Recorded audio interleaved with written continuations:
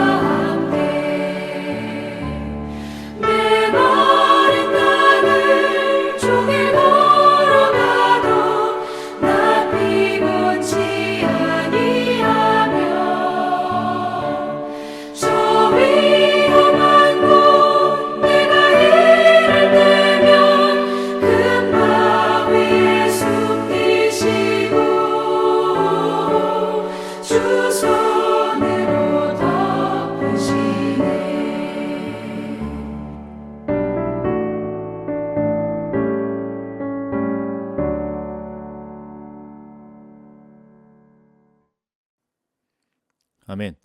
오늘 함께 나눌 말씀은 민수기 19장 1절부터 10절까지의 말씀입니다. 여호와께서 모세와 아론에게 말씀하여 이르시되 여호와께서 명령하시는 법의 율례를 이제 이르노니 이스라엘 자손에게 일러서 온전하여 흠이 없고 아직 멍에 매지 아니한 붉은 암송아지를 내게로 끌어오게 하고 너는 그것을 제사장 엘르아살에게 줄 것이요 그는 그것을 진영 밖으로 끌어내어서 자기 목전에서 잡게 할 것이며 제사장 엘르아살은 손가락에 그 피를 찍고 그 피를 회막 앞을 향하여 7번 뿌리고 그 암소를 자기 목전에서 불사르게 하되 그 가죽과 고기와 피와 똥을 불사르게 하고 동시에 제사장은 백향목과 우슬초와 홍색 실을 가져다가 암송아지를 사르는 불 가운데에 던질 것이며 제사장은 자기의 옷을 빨고 물로 몸을 씻은 후 진영에 들어갈 것이라 그는 저녁까지 부정하리라. 송아지를 불사른 자도 자기의 옷을 물로 빨고 물로 그 몸을 씻을 것이라 그도 저녁까지 부정하리라. 이에 정결한 자가 암송아지의 죄를 거두어 진영 밖 정한 곳에 둘지니 이것은 이스라엘 자손 회중을 위하여 간직하였다가 부정을 씻는 물을 위해 간직할지니 그것은 속죄의 죄니라. 암송아지의 죄를 거둔 자도 자기 옷을 빨 것이며 저녁까지 부정하리라. 이는 이스라엘 자손과 그 중에 거류하는 외인에게 영원한 율례니라. 아멘. 오늘 본문은 시체로 인한 부정해진 자가 치러야 할 정결식에 대하여 언급하고 있습니다. 이스라엘 백성들은 가데스 바네아의 거역 사건으로 하나님의 진노하심을 받아 가나안 땅에 들어가지 못하게 되었습니다. 여호수아와 갈렙을 제외한 모든 출애굽 1세대들은 광야에서 죽을 수밖에 없었습니다.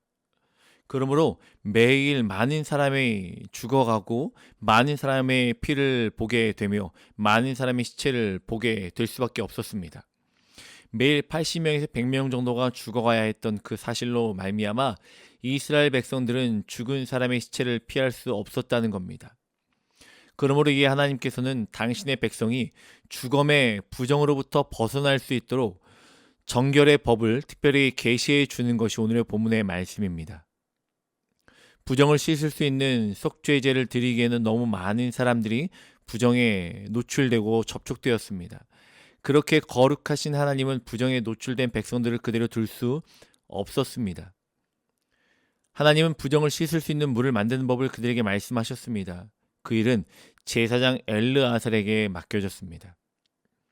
7절부터 9절까지 말씀해 보니까요. 제사장은 자기 옷을 빨고 물로 몸을 씻은 후에 진영에 들어갈 것이라 그는 저녁까지 부정하리라. 송아지를 불사르는 자도 자기 옷을 물로 빨고 물로 그 몸을 씻을 것이라. 그도 저녁까지 부정하리라. 이에 정결한 자가 암송아지의 죄를 거두어 진영 밖 정한 곳에 둘지니 이것은 이스라엘 자손 회중을 위하여 간직하였다가 부정을 씻는 물을 위해 간직할지니 그것은 속죄의 죄니라. 엘르아살은 부정을 씻은 물을 위해 암송아지를 잡고 태워서 죄를 만들었습니다.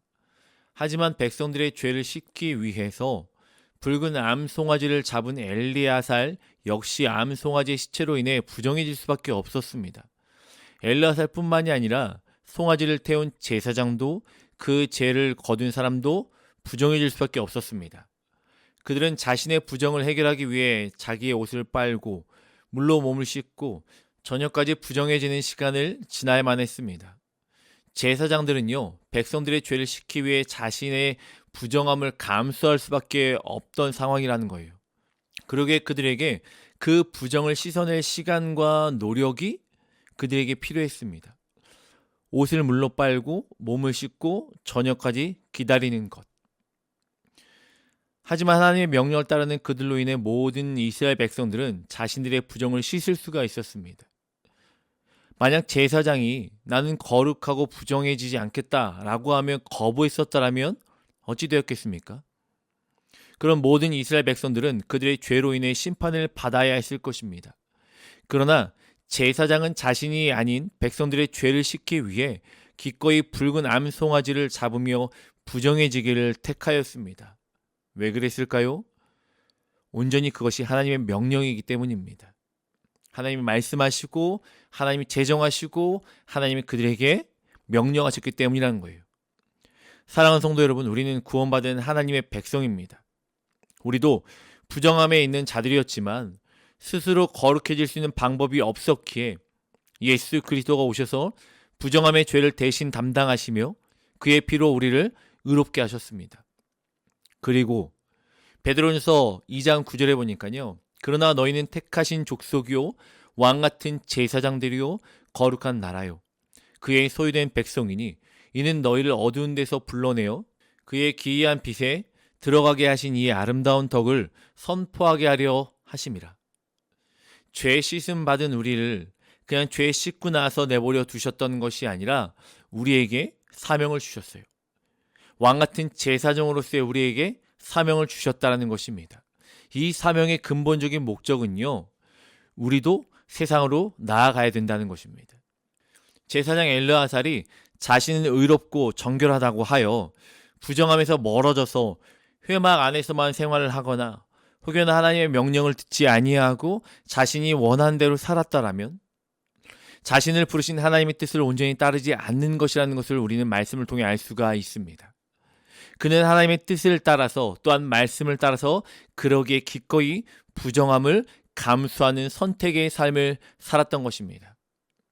우리가 구원받았다고 의롭다함을 입었다고 교회 안에서만 가정에서만 지내서는 안 됩니다.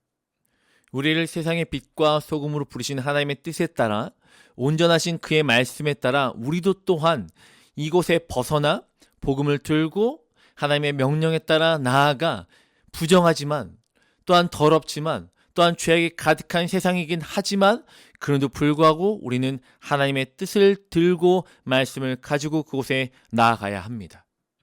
세상의 부정함이 묻는 것을 우리는 감수해야 합니다. 우리에게 주신 명령은 세상으로 나가서 세상을 깨끗하는 도구로 사용되길 원한다는 삶을 살아내야 하는 것입니다. 세상에 거룩하고 깨끗한 하나님 나라를 전하기 위하여 우리를 하나님께서는 세우셨습니다. 그것은 세상과 동화되라는 이야기가 아닙니다. 또한 세상 속에서 그들처럼 살아가라라고 말씀하신 것이 아닙니다.